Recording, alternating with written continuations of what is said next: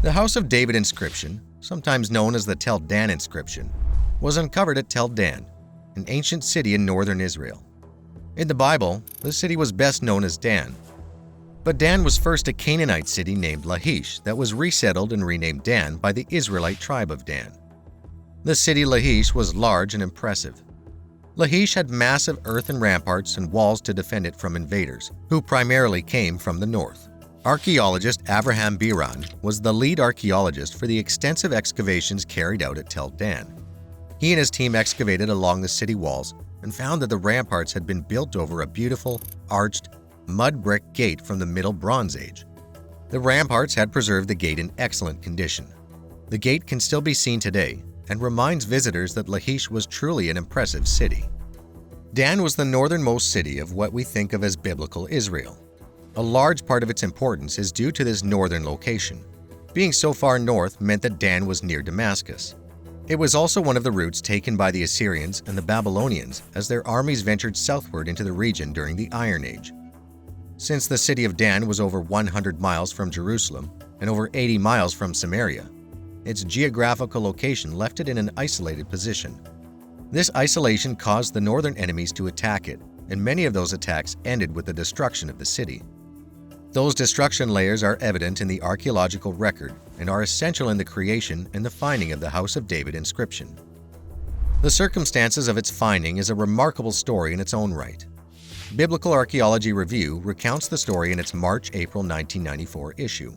We are told that in the dig season of 1993, excavation team surveyor Gila Cook was standing in an Iron Age plaza which had been unearthed in the previous days. While standing in that plaza, Cook glanced at a wall which lay just beneath a destruction layer. Because of the way the sun reflected off one of the basalt stones in the wall, Cook thought she saw letters on it. She called for the dig director, Avraham Biran. When he looked at it, according to his report, he exclaimed, "Oh my God, we have an inscription!" Finding an ancient inscription of any kind is a great thing, and there had been several inscriptions unearthed already at Tel Dan. But this one inscription would create a stir bigger than they could have ever imagined. When the translation of the text was completed, the scholars determined the stone was part of a victory monument called a stele. The stele had been broken in antiquity, and this part was used in the building of a wall. The wall dated to the 800s BC. Thus, the inscription must be from a bit earlier than the wall, since the broken stele was used as part of it. Also, the pottery from below and above the inscription suggests that the stele was written and erected in the 9th century BC. Although the stele was broken, eventually there were 3 pieces found containing some 13 lines of clearly identifiable text. The writer of the inscription tells of capturing horses and chariots and says he killed the King of Israel and someone who is of the House of David. Unfortunately, the names of the kings from Israel and from the House of David happen to be in the broken spaces between pieces.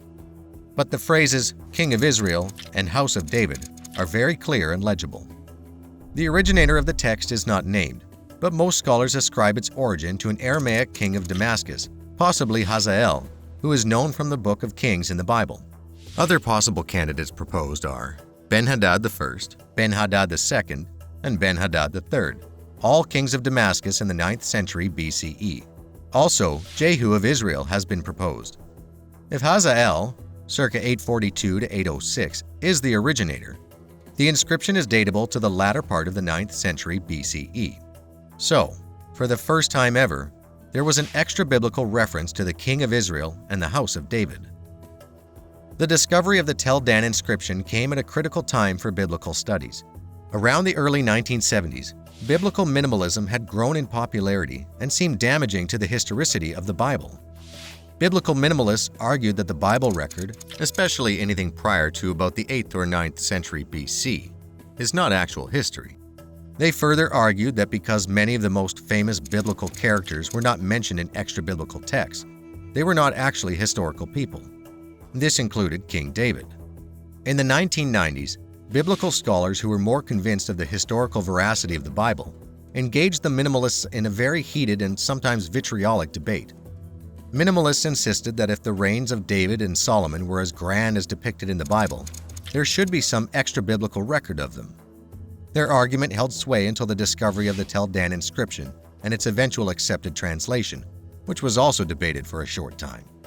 Since then, the House of David has become a generally acknowledged historical entity, and although the scope and influence of the House of David is still debated, the completion of the academic translation of the Moabite stone published shortly after the Tel Dan discovery helped verify the House of David as a historical entity.